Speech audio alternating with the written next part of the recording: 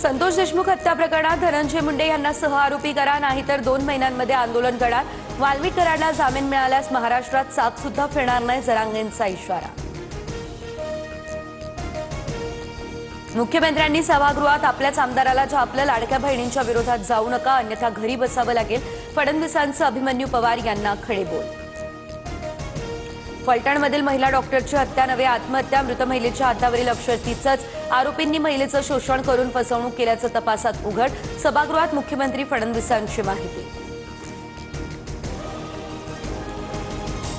महापालिका निवडणुकांची तारीख सोमवार किंवा मंगळवारी जाहीर होण्याची शक्यता।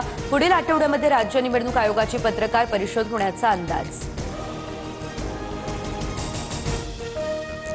दिवाळी अधिवेशनानंतर महायुतीत बीएमसीसाठी जागा वाटप। मुंबईमध्ये भाजप आणि शिवसेना एकत्र लढणार। राष्ट्रवादीला सोबत न घेण्यावर भाजप ठाम, सूत्रांची माहिती।